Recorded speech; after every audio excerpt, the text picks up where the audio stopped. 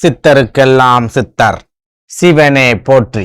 நம்மளோட பதிவுகளில் இதுவரைக்கும் 12 ராசிகளுக்குமான ஆகஸ்ட் மாத ராசி பலன்களை பார்த்துட்டு வந்தோம். இனி வரக்கூடிய பதிவுகளில் 12 ராசிகளுக்குமான ஆவணி மாத ராசி பலன்களை பார்க்க இருக்கிறோம்.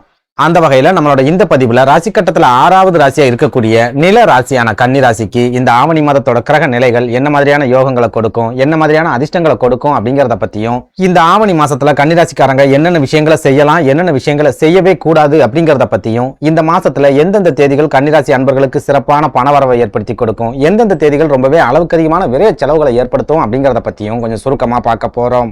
அதனால கன்னிராசி அன்பர்கள் இந்த வீடியோவை கொஞ்சம் கூட ஸ்கிப் பண்ணாம கடைசி வரைக்கும் முழுமையா பாருங்க. அதுக்கு முன்னாடி நம்ம சேனலை நீங்க இப்பதான் முறையா பாக்குறீங்க அப்படின்னா தயவு செஞ்சு சப்ஸ்கிரைப் பண்ணிக்கோங்க. இந்த வீடியோ உங்களுக்கு பிடிச்சிருந்தா மறக்காம அந்த லைக் பட்டனையும் தட்டி விட்டுருங்க. அதை விட முக்கியமா உங்களை மாதிரியே அதிர்ஷ்டமே இல்லாத ஒரு வாழ்க்கையை வாழ்ந்துட்டு வரக்கூடிய கன்னிராசிக்காரங்க உங்களோட நட்பு வட்டாரத்திலேயோ அல்லது சொந்த பந்தத்திலேயோ இருக்காங்க அப்படின்னா அவங்களுக்கு நம்ம வீடியோவை மறக்காம ஷேர் பண்ணி விட்டுருங்க. கன்னிராசிக்காரங்களை பொறுத்த வரைக்கும் கடந்த 2020வது வருஷத்துல ஆரம்பிச்ச தோல்விகள்ல இருந்து இப்போ வரைக்கும் இவங்களால எழுந்திருச்சு வரவே முடியல. கிட்டத்தட்ட 4 வருஷங்களுக்கும் அதிகமா இவங்க வாழ்க்கையில வேதனைகளும் அவமானங்களும் மட்டும்தான் தொடர்ச்சியா ஏற்பட்டுக்கிட்டே வருது. எந்த வகையிலையும் யோகங்கள் அப்படிங்கிறது இவங்களுக்கு கிடைக்கவே இல்லை. எந்த ஒரு காரியத்துல இறங்கினாலும் சரி தொடர்ச்சியா ஒரு மந்த நிலைமையா தான் இவங்க சந்திச்சே வராங்க. இவங்களோட முயற்சிகளுக்கு ஏத்த மாதிரியான முன்னேற்றம் அப்படிங்கிறது இந்த 4 வருஷத்துல கிடைக்கவே இல்லை அப்படின்னு சொல்லலாம். குறிப்பா சொந்தமா தொழில் செய்யக்கூடிய கன்னிராசிக்காரங்களை எடுத்துக்கிட்டோம் அப்படின்னா இந்த 4 வருஷத்துல தொழிலை எப்படியாவது மீட்டு கொண்டு வந்துடணும் அப்படிங்கிறதுக்காக நிறைய கடன் வாங்கி தொழில முதலீடுகளை போட்டுக்கிட்டே இருப்பாங்க.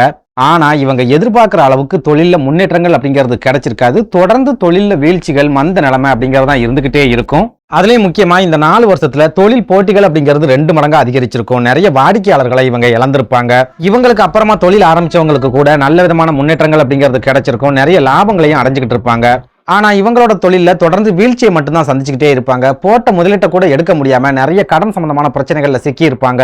இதெல்லாம் விட முக்கியமா தொழில் போட்டிகளை சமாளிக்க முடியாம தினம் மன அழுத்தங்களோட தான் இவங்க தொழிலை தொடர்ந்து நடத்திக்கிட்டே இருப்பாங்க. ஓப்பனா சொல்லணும் அப்படின்னா கன்னிராசிக்காரங்களோட வாழ்க்கைய கொரோனாக்கு முன்னாடி கொரோனாக்கு பின்னாடி அப்படின்னு 2 பிரிவா பிரிச்சுக்கலாம். அதாவது கொரோனாவுக்கு முன்னாடி கூட இவங்க ஓரளவுக்கு நிம்மதியான ஒரு வாழ்க்கையை வாழ்ந்திருப்பாங்க. இவங்களோட தொழிலையும் நல்ல விதமான முன்னேற்றங்கள், நல்ல விதமான லாபங்கள் அப்படிங்கிறது இவங்களுக்கு கிடைச்சிக்கிட்டு இருந்திருக்கும். ஆனா கொரோனாவுக்கு அப்புறமா இவங்களோட தொழில பெரிய அளவுல வீழ்ச்சிகள் அப்படிங்கிறது கண்டிப்பா ஏற்பட்டிருக்கும். பெரிய அளவுல கடன் நெருக்கடிகளையும் இவங்க சந்திச்சிருப்பாங்க. ஒரு சில கன்னிராசிக்காரங்க இந்த கொரோனாவுக்கு அப்புறமா தொழிலை கைவிட்டுட்டு தொழிலாளியா போகக்கூடிய ஒரு சூழலையும் சந்திச்சிருப்பாங்க அப்படின்னு சொல்லலாம். போதாக்குறைக்கு கடந்த 3 வருஷங்களை எடுத்துக்கிட்டோம் அப்படின்னா இவங்களோட உடல் ஆரோக்கியத்திலையும் ஒரு சில பாதிப்புகள் அப்படிங்கிறது ஏற்பட ஆரம்பிச்சிருக்கு. சின்ன சின்ன விபத்துக்கள் அப்படிங்கிறத இவங்க சந்திச்சிருக்காங்க. மனசளவுல இவங்க தைரியத்தோடையும் தன்னம்பிக்கையோடையும் இருந்தாலும் இவங்களோட உடல் இவங்களுக்கு ஒத்துழைப்பு கொடுக்காது. இன்னும் சொல்ல போனா உடல் ஆரோக்கியத்துல ஏற்பட்ட பாதிப்புகளை சமாளிக்கிறதுக்காகவே நிறைய கடன் வாங்க வேண்டிய நெருக்கடியையும் சமீப காலத்துல பெரும்பாலான கன்னிராசிக்காரங்க நிச்சயமா சந்திச்சிருக்காங்க அப்படின்னு சொல்லலாம். இதுல நம்ம ரொம்ப முக்கியமா பார்க்க வேண்டியது கேது பகவான் எப்போ கன்னிராசியில அமர்ந்தாரோ அப்பவே கன்னிராசிக்காரங்களோட வாழ்க்கையில கொஞ்ச நெஞ்சம் இருந்த மன நிம்மதியும் முழுமையா பறி போயிடுச்சு. தொழில் வீழ்ச்சி, கடன் நெருக்கடி, குடும்ப வாழ்க்கையில பிரச்சனைகள், தேவையில்லாத உடல் ஆரோக்கிய பாதிப்புகள் அப்படின்னு தொடர்ச்சியான நெருக்கடிகளை மட்டும்தான் கேது பகவான் கன்னிராசிக்காரங்களுக்கு கொடுத்துக்கிட்டே வரார். எப்படியாவது வாழ்க்கையில முன்னேறிடணும் அப்படின்னு கன்னிராசிக்காரங்க எவ்வளவு முயற்சிகள் எடுத்தாலும் சரி ஜென்ம ராசியில இருக்கிற கேது பகவான் தொடர்ந்து கன்னிராசிக்காரங்களுக்கு அடிமேல அடியை கொடுத்துக்கிட்டே இருக்கார். இது என்னடா வாழ்க்கை, இந்த வாழ்க்கையை நம்ம வாழணுமா அப்படிங்கிற ஒரு நினைப்பையும் பெரும்பாலான கன்னிராசிக்காரங்களுக்கு கேது பகவான் இந்த 4 வருஷத்துல கொடுத்துட்டார் அப்படின்னு சொல்லலாம். அதே நேரம் கேது பகவான் கன்னிராசியில ரொம்ப ஸ்ட்ராங்கா உட்கார்ந்ததுக்கு அப்புறமா தான் பெரும்பாலான கன்னிராசிக்காரங்க நண்பன் யாரு, துரோகி யாரு அப்படிங்கறத சரியா அடையாளம் கண்டுபிடிக்க ஆரம்பிச்சிருக்காங்க. தன்னை சுத்தி இருக்கிற எதிரிகளையும் துரோகிகளையும் விட்டு விலகி வர ஆரம்பிச்சிருக்காங்க. சொந்த பந்தங்களோட உண்மையான குணம் எப்படி இருக்கும், நல்லவன் யாரு, கெட்டவன் யாரு, இந்த மாதிரியான புரிதலும் கேது பகவான் கன்னிராசிக்குள்ள வந்ததுக்கு அப்புறமா தான் பெரும்பாலான கன்னிராசிக்காரங்களுக்கு கிடைக்க ஆரம்பிச்சிருக்கு அப்படின்னு சொல்லலாம். சுருக்கமா சொல்லணும் அப்படின்னா பெரும்பாலான கன்னிராசிக்காரங்க அவங்களோட வாழ்க்கையில மகிழ்ச்சியும் இல்லாம, சந்தோஷமும் இல்லாம, பண வரவும் இல்லாம ஒரு நெருக்கடியான வாழ்க்கையை தான் இந்த நொடி வரைக்கும் வாழ்ந்துட்டு வர்றாங்க அப்படின்னு சொல்லலாம். இப்படி ஒரு சூழல்ல இந்த ஆவணி மாதத்தோட கிரக நிலைகளாவது கன்னிராசிக்காரங்களோட வாழ்க்கையில ஏதாவது மாற்றங்களை கொண்டு வருமா, சந்தோஷத்தை ஏற்படுத்தி கொடுக்குமா அப்படிங்கறத பத்தி பார்க்கலாம். அந்த வகையில இந்த ஆவணி மாதத்தோட கிரக நிலைகளை ஆராய்ச்சி பார்க்கும்போது கன்னிராசிக்காரங்களுக்கு ஏற்ற இறக்கமான பலன்களை கொடுக்கக்கூடிய ஒரு மாதமாவே இந்த ஆவணி மாதமும் இருக்க போகுது அப்படின்னு நம்மளால அடிச்சு சொல்ல முடியும். அதாவது பெரிய அளவுல யோகங்கள் கிடைக்கும், பெரிய அளவுல அதிர்ஷ்டங்கள் கிடைக்கும், நம்ம வாழ்க்கையில மாற்றங்கள் வந்துடும் அப்படின்னு இந்த ஆவணி மாதத்துல எதிர்பார்க்காதீங்க. இந்த ஆவணி மாதத்திலயும் உங்களுக்கு நிறைய அனுபவங்கள் அப்படிங்கிறது கிடைக்கும். உங்க பொறுமையை சோதிக்கக்கூடிய அளவுக்கு நிறைய காரியங்கள் அப்படிங்கிறது உங்களை சுத்தி நடக்கும். ஒரு சில நேரங்கள்ல பண நெருக்கடி, பண தட்டுப்பாடு அப்படிங்கிறதும் இந்த ஆவணி மாசத்துல இருக்கும். அதே நேரம் உங்களோட வாழ்க்கையில குறிப்பிட தகுந்த ஒரு சில மாற்றங்களையும் இந்த ஆவணி மாசத்துல நீங்க எதிர்பார்க்கலாம்.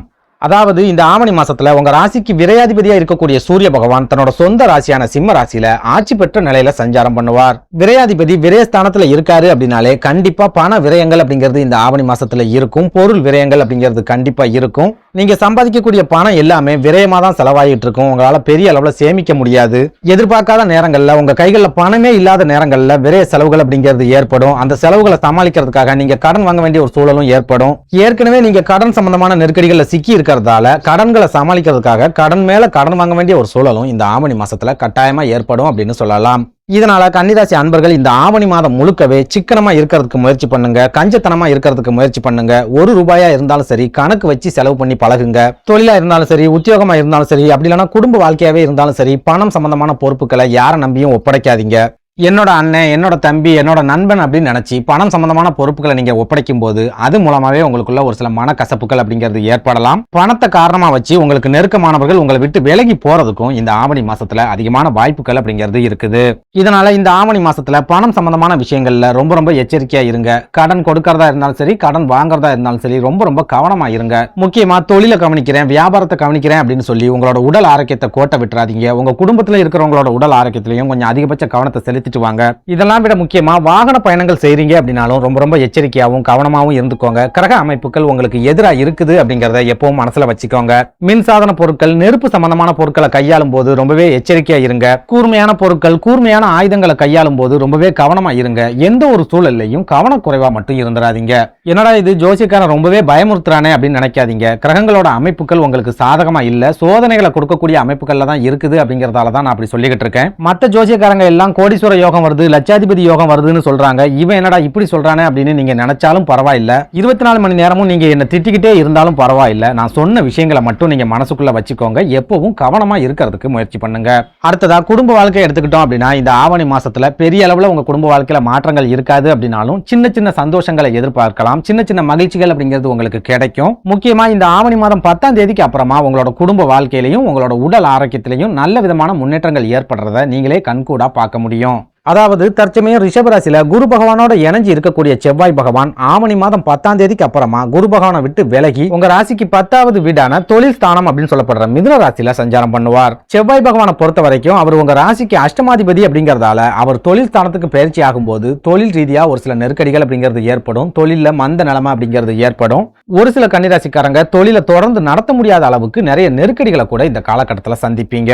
அதே நேரம் அஷ்டமாதிபதி அப்படின்னு சொல்லக்கூடிய செவ்வாய் பகவான் குரு பகவானை விட்டு விலகிட்டார் அப்படிங்கறதால உங்களோட யோக ஸ்தானத்துல இருக்கிற குரு பகவான் உங்களுக்கு ஒரு சில யோகங்களை கொடுப்பார். அதுலயும் முக்கியமா குரு பகவானோட பார்வை உங்களோட ஜென்ம ராசியான கன்னி ராசியிலையும் நேரடியா பதியும்.